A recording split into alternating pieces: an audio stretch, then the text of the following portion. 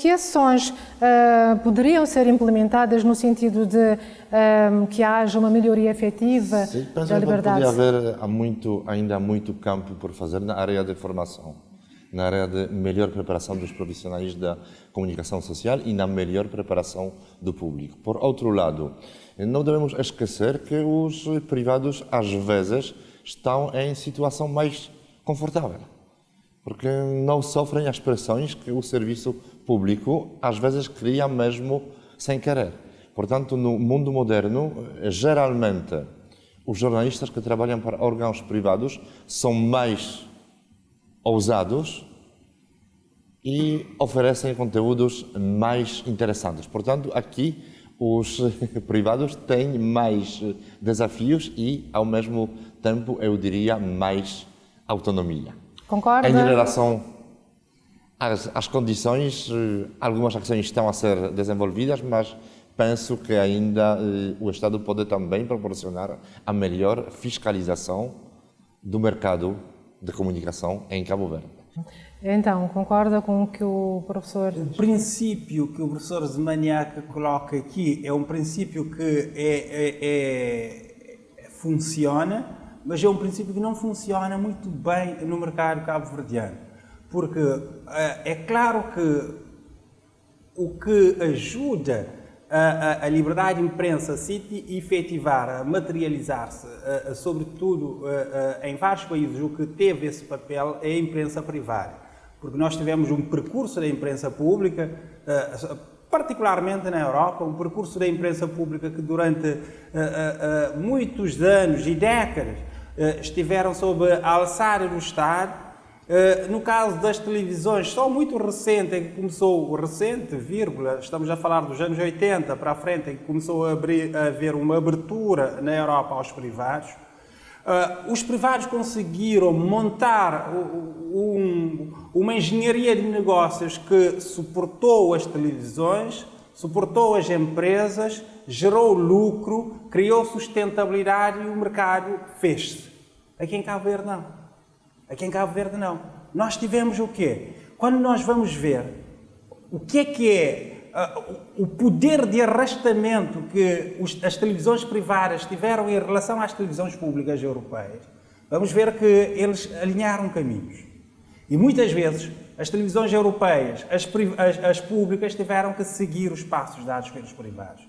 Nós, em Cabo Verde, o problema que nós temos tem ainda a ver com a dimensão do mercado e a própria cultura de promoção de produtos e serviços por via das publicidades. Há muitas empresas privadas, há muitos atores que operam em vários setores da nossa vida social, que têm muitas reservas de abrir o seu espectro financeiro para as empresas de comunicação no sentido de comercialização de publicidade. Há pessoas que entendem que investir na publicidade é um custo para a empresa e não olham no investimento na publicidade como uma forma de maximizar o lucro da empresa no sentido de expandir o seu negócio. Encontramos vários nichos de empresas de comunicação, sobretudo aquelas que nascem a partir das plataformas digitais, que depois têm dificuldades em conseguir angariar dinheiro para poderem suportar com todos os seus custos de funcionamento. Agora a questão que nós colocamos é como é que podemos dizer que essas empresas têm mais amplitude para realizarem-se, sobretudo como empresa, como promotoras de liberdade de imprensa, se elas confrontam-se com dificuldades.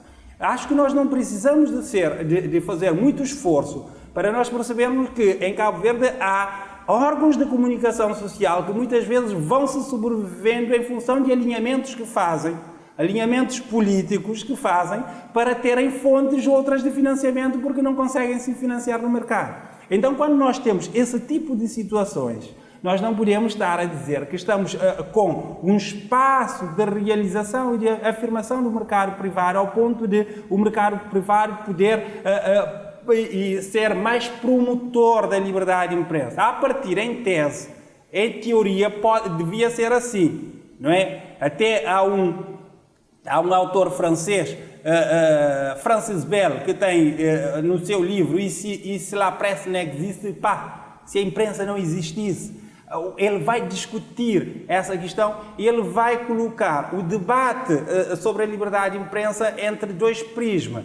Ele chama do prisma dos mercadores, não é? Que é o comércio privado, e o prisma dos mandarins, que é o poder público. Como é que o poder público vai, de alguma forma, suportando os mercados? Ele vai dizer, não, o que é que nós tivemos nós tivemos um Estado que, ao longo de várias décadas, controlou a comunicação social, e a partir do momento em que os privados começaram a surgir e a construir uma engenharia de negócios e a ter autonomia, eles conseguiram resgatar a liberdade de imprensa, porque eles conseguiram financiar-se a partir de outros nichos, que não é o nicho do poder público, e o poder público deixou de ter sobre eles capacidade de condicionamento.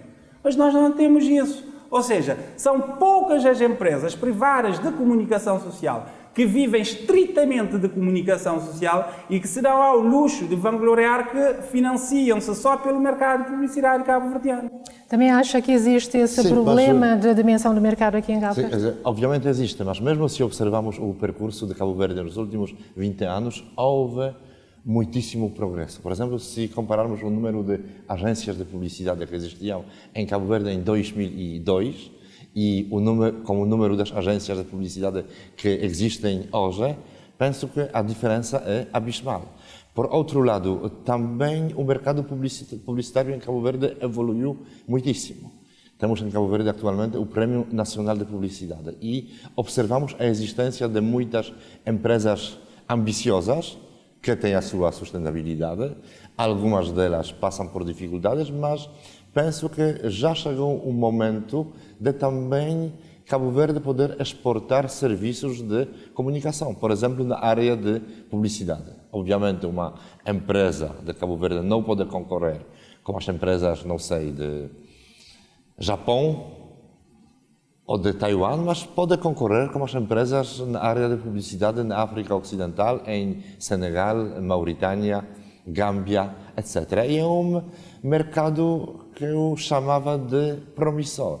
E as empresas cabo-verdianas de comunicação têm o know-how suficiente e as tecnologias que lhes permitem a entrada e a conquista daqueles mercados.